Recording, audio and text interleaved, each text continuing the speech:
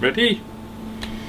So, Guy, you were one of the last generation of producer engineers to kind of come through the studio apprenticeship system. We know you worked at Abbey Road for 10 years. Tell us how you got there and what you thought when you got your first gig there. It was quite a convoluted sort of journey, really, getting there. I was always sort of in bands when I was a kid, and I sort of put that on hold when I went to university. I did a geology degree, of all things, and came out of that thinking, yeah, that's what I'm going to be, a geologist. And as soon as I got back from college, went back to Liverpool, excuse me, and went straight back into a band again. So I sort of knew that geology wasn't going to be my thing. And a girlfriend at the time, she persuaded me to do a sound engineering course. Oh, right. So I came down to Guildford, and there's a guy called David Pope, do you know him? And John Watkinson. Yes. Who right for Resolution. For Resolution. Ran a course over the summer. So I got a career development loan out, which took me quite a long time to pay back. But the little carrot that they sort of dangled was that you were guaranteed work experience in a London studio at the end of it. So I thought, yeah, definitely this is the thing to be doing. So I did that, and worked hard for 3 months. And at the end of it, they said, "How do you fancy going to Abbey Road for 3 months or something?" And it was like, thought about it for a picosecond, and it was like brilliant. So I went and made the tea for 3 months. Stayed on, friends' floors, because I didn't have a flat or anything. And worked hard. And then after the 3 months, Colette, who became my boss, basically said, "We can't keep you here for all these hours and not pay you. Do you want a job?" So that was a pretty cool day, really. So she gave me the job, and I was there for 10 years. So that was what, you started in 95? It was 94, 95, yeah. Literally sort of T-boy, worked in the cassette copying rooms, because at that point they had a cassette copying room with a bank of, I think it was 120 tape machines, cassette tapes that we copied stuff to send out to clients and stuff. And I worked in there on and off for maybe 3 months, and I didn't get my first assisting job probably for about 6 months. So what was the first assisting job? Come on, we got to hear it. The one I remember, that I think this was my first one. It was because it was a big deal, because they generally didn't put green assistants on with outside engineers. And my first job, I do remember it, was Adamant. He had an album called, I think it was called Wonderful. And a guy called David Tickle was producing. And Chris, his engineer, was a guy who worked with David quite a lot at the time. Was an outside engineer, one of these famous outside engineers. And I was put on that, and I was in there for 6 weeks, I think. And that was my first gig. And it was terrifying. I didn't really know the room properly at that point, and David brought a lot of his gear from America, and it was in at the deep end, definitely. But I learnt a lot on the session. It was good fun. And I mean, back then, one did not have the opportunity to practice at home with one's laptop. And I mean, there was a lot of hard work involved, kind of on the promise that if you do this for 5 years, then you'll be an engineer, and then you might be, after another 5 years, an independent engineer, and then you might be a producer. So that was definitely the way things seemed to work at that point. It was, there was a studio sort of hierarchy. You would start as, I mean, I'd even heard stories that people would start on night duty on reception before they could make the tea, and things like that. I was lucky, I suppose, from that point of view. I didn't have to do the night reception. But that seemed to be the way that people would move up, and that seemed to be the traditional thing, that you would assist. Then after you'd learnt that craft, then you'd be allowed to engineer a session. But working at Abbey Road, you must have been influenced by a lot of the producers who came in. Oh yeah, definitely. And it was at a time in Abbey Road where lots of bands would still use it. Because the budgets were bigger and stuff at that point. So, and it was sort of Britpop era for me, I suppose, as well. So you know, there'd be Radiohead and Manic Street Preachers and Spiritualized and all those sorts of bands would be in there, and I'd have, you know, they were all my favourite bands. So if you could single out a couple of guys who really influenced your engineering or later production style, who would it be? There's so many. Yeah. There's so many. I mean, Ian Grimble and Dave Ehringer were very supportive, I think, and I learnt lots from them, from the engineering side of things, and they're both fantastic engineers. And you know, lots of different styles of production. I mean, you know, I assisted Mike Hedges quite a lot with Ian Grimble, and you know, I love his style of production. He was sort of seemed to be more hands off. So he could, because obviously he'd have an engineer. But he wasn't shy of, you know, because he's a fantastic engineer too, of, you know, moving the engineers aside and doing what he wanted to do, sort of thing. And the same with John Leckie. He's a fantastic engineer as well. So I learned lots from him. And he is very hands-on as well. Yeah. So when did you leave Abbey Road then? What are we in now? 2010. It was 2000. I was there for 10 years, so it must have been 2004, 2005, beginning of 2005. Vaughan, I've written in my notes, you worked with Groove Armada there. I did. It wasn't a massively long session. I think it was like 2 or 3 days, and we did lots of strings. I have a question though. Okay. The Sandy Denny one, remember? It's got... Is that on the Lovebox album? Yes, on Lovebox. Okay. You can't remember. It's a long time ago. It's got a sample from Sandy Denny singing on it. I just wondered how you did it. Oh no, I wouldn't have been involved in that side of things, because they came to do a lot of. There was quite a few strings on that, and I was doing a lot of string sessions at that time. Yeah. So that would have been the recording of that album would have been done prior to coming to Abbey Road, because it seemed to be a lot of sessions I was involved with at that time would be doing the string sessions. They'd use the room, and they would use the Abbey Road engineers for that, because they knew that we'd know the room. And well, you also did an album, The Divine Comedy, didn't you? I've done it. Yeah, I've done a few. You've done several for them, but you did that one.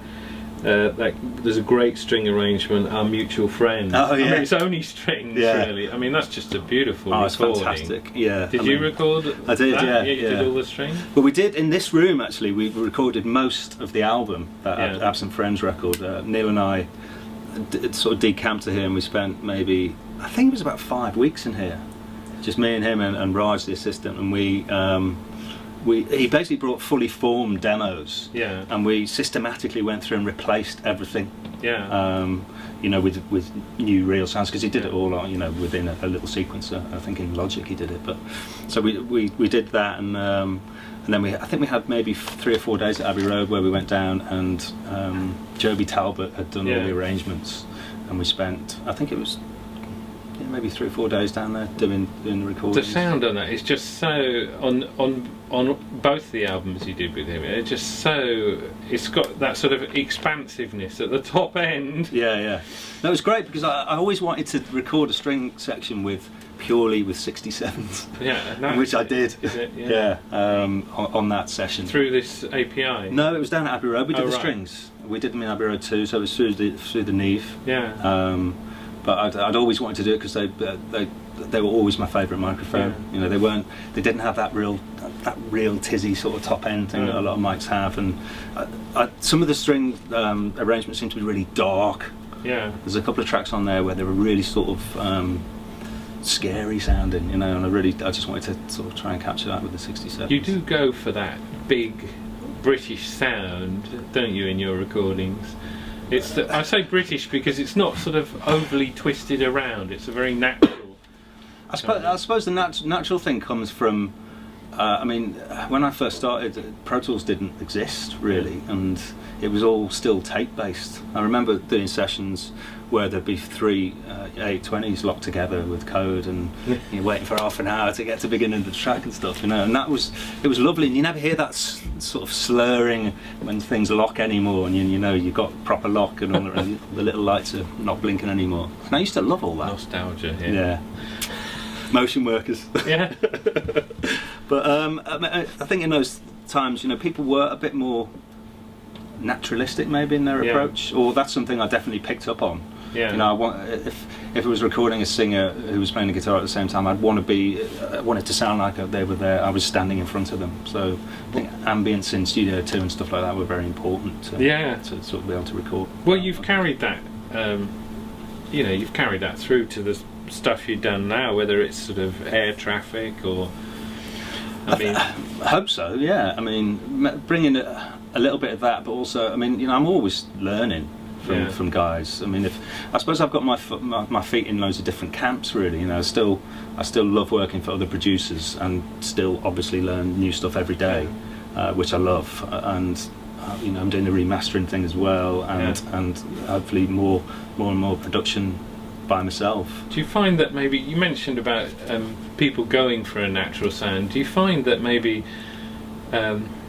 musicians have changed over the last decade? That there is a little bit, although we've got a load of great tools now to do stuff wherever we please in a great acoustic. Yeah. There's more of the kind of film vibe of, well, everything can be done in post-production.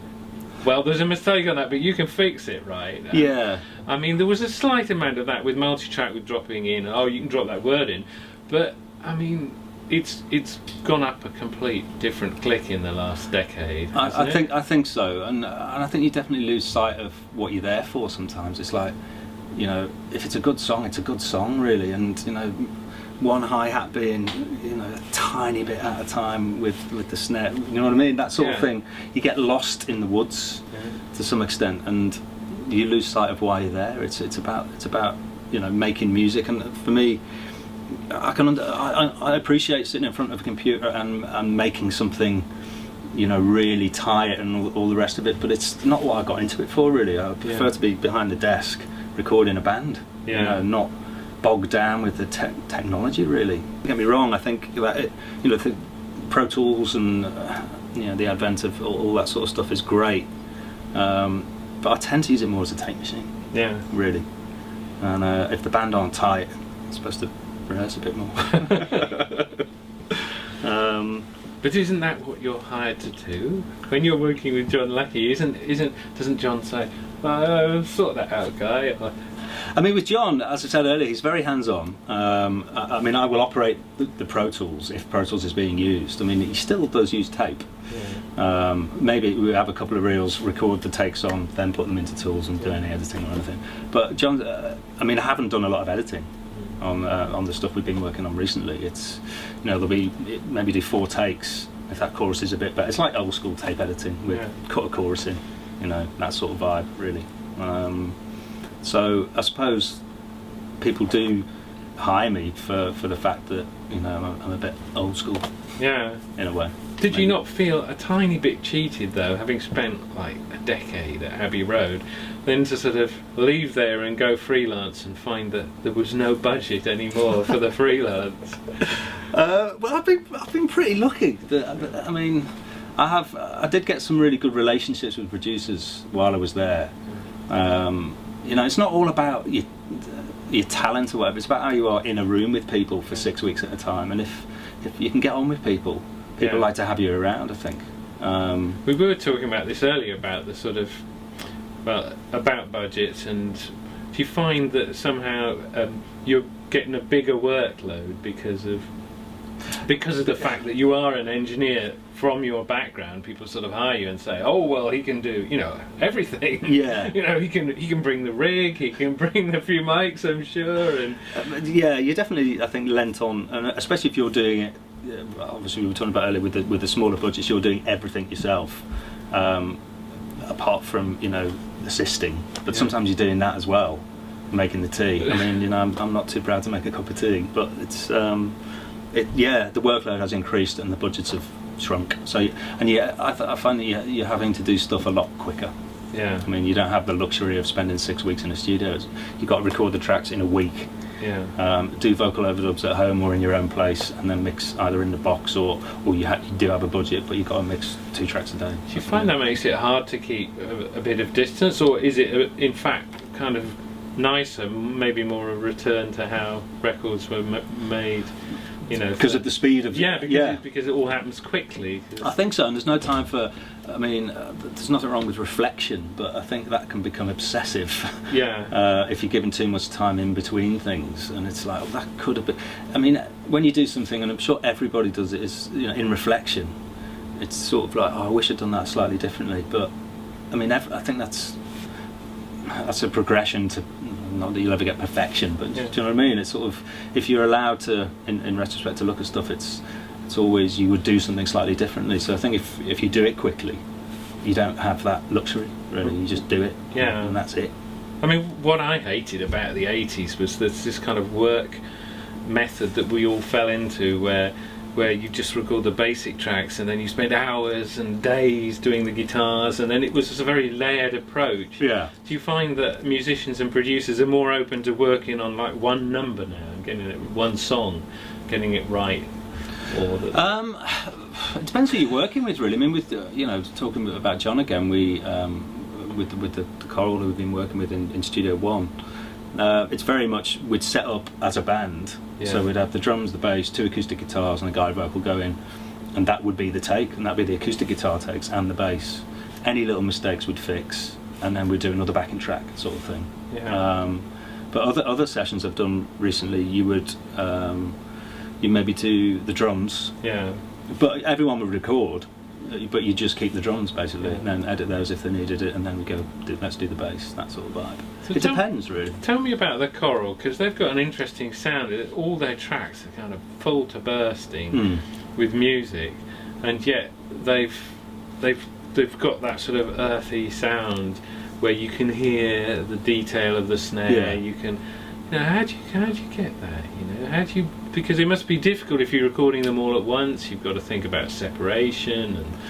I mean, yeah, you do. I think that the main thing about the choral and the way they sound is they're amazing musicians, and their reference points are so different to normal guys of their age. That, I mean, they listen to lots of music from the 60s and early 70s, and they have really cool references. And when you stick the mics up in the room, you can hear that immediately. The way the drums are tuned, the sort of acoustics they play. They've got these real sort of cool sounds. They're really sort of into their acoustic guitars and the rest of it. So I think it's more of capturing that. I mean, hardly any processing goes on when you record them. It's all about the sound at source sort of thing. And just their little touches and mad instruments that they use. It's a big melting pot. And it's cool. Did you work with them here? Yeah, we did. We've been working in Studio One, for on and off for about 2 months. Something like that. And when you're working with this is more than vintage. This is like a dinosaur board. when you're working, and I know dinosaur boards because I'm a dinosaur, but I mean, one thing I'm thinking of is like, how do you arrange the musicians' monitors? Their cue, because because the one sort of drawback with boards like this is that the cue system was always a little bit flaky, or sort of added on to. I mean, are you using tools to do the cue sends, or are you? When we did the choral, no, we just had one stereo and 2 mono sends, and we'd just ride stuff as we were going. If somebody wanted a bit more of something else, we'd do that. But it was a basic setup. I did do a session in here where we did use aux sends in tools and send it all pre-fade, and then maybe bring those up 8 faders. So, and then send them down to a little mixer. And then those 8 faders would be isolated, and you could then send them out. And they could get their own balance down there. So what that basically meant, you couldn't use any huge ginormous plugins in tools. You were really using it as a tape machine. Basically. But also as the monitor system. So were you doing your own monitors in tools as well? On the faders. You would do it. You do it on your pre-fade sends to tracks that were always on input, and then they'd come out the last 8 of Pro Tools, say. And then we'd feed those straight down to a mixer downstairs. So because that's sort of an issue that isn't particularly well catered for with workstations, is it? if you're recording a whole band, it can get a little bit iffy on that, especially if you want to do some sort of processing or reverb or because of latency and things. You mean? Yeah. I mean, I suppose I've had the luxury of being able to record most stuff in a studio with a decent, what's that one here back or generally what's the one Abbey Road? I can't even remember what it's called. Where they, you have 8 stereo faders, and it's the band so can do it the band can do it themselves. Yeah.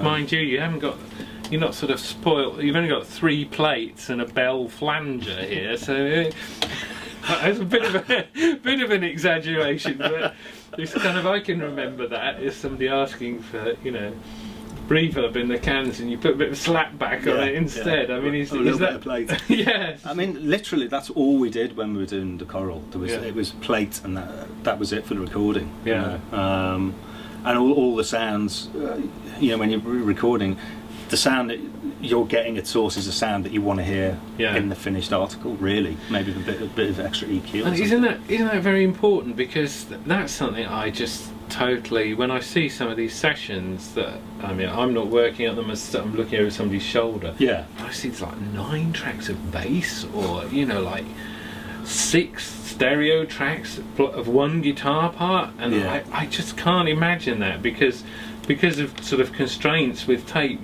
My mind just couldn't handle. Yeah. Well, that's the old school thing we were talking about earlier, isn't it? It's like it's a commitment. Yeah. And do you make musicians, when you're producing them, do you make them take that commitment? Because I sense in some way that it's coming from the musicians. They're kind of like, they're not sure of their sound. And and I can understand, with a young band who maybe haven't been in a studio before, and it's all a bit sort of new to them, they may have that sort of anxiousness about, is it right? Yeah. And that's what producers for, I suppose, isn't it? It's to say that sounds really good. You mentioned the Beatles remasters, which you've spent months working on. Yes. yes. And having read the Chisholm, is it Mark Chisholm's book, or the one about the sessions? Oh, the recording the Beatles. Yeah, the coffee. Mark Lewison. Yeah. Mark Lewison's book about the sessions. One thing that kind of slightly shocked me, having been a Beatles fan, is how quickly they made all those decisions. For example, when they were bouncing 4-track to 4-track to make more tracks, it was not something where they agonised over the kick drum level or something. They just ran it off, too right. And went on. I think there's a famous quote, isn't there, from I think it's from George Harrison. Someone said to him, "Did it really take how long did it take you to make the first album?" 12 hours, and the second one took even longer. Or something like that. Which sort of, it was rehearsed.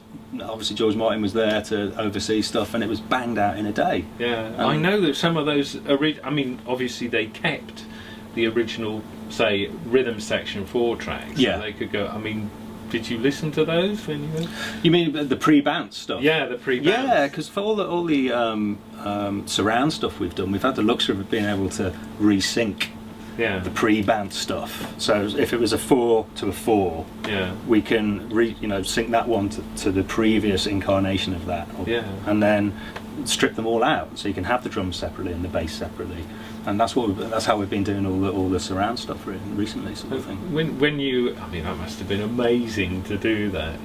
Well, I did, Alan Rouse at Abbey Road, who is the gatekeeper of all things Beatles. He's amazing at doing that sort of stuff, and he does it all manually with a vary speed.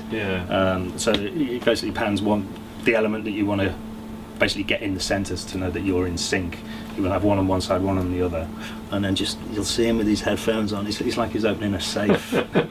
And he's done that for every Beatles track. Because Giles Martin needed it doing for the Love surround. The remix. And Alan did that. So I mean, I tried to do it a few times, and it's just laughable. Totally out of sync all the time. Any difference in quality when you heard the originals? From the bounce down? Or was the 4-track medium in itself good enough?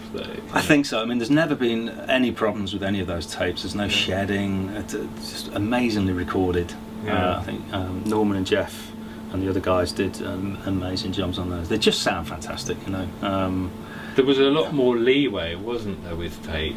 Yeah. I mean, how do you handle that now when you're recording a band? Because that is something you specialise in, is recording Band. guys all together. Yeah. How do you handle that into Pro Tools? I mean, have you got favourite converters that you use, or are you totally cautious with the levels, being a Abbey Road man? I mean, because sometimes the overall sort of haste of making a record on digital does result, not through any fault of the medium itself, but maybe through the haste, does result in a more sort of closed.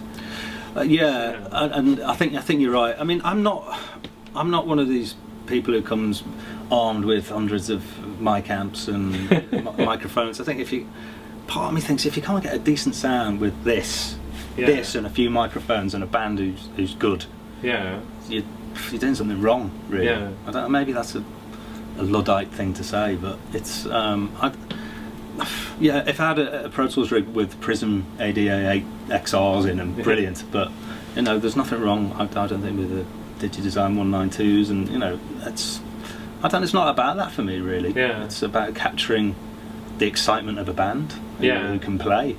So I haven't got a lot of gear. I've got some nice mic amps, nice compressors, a few nice funky mics, but no, it's all about the vibe, I think.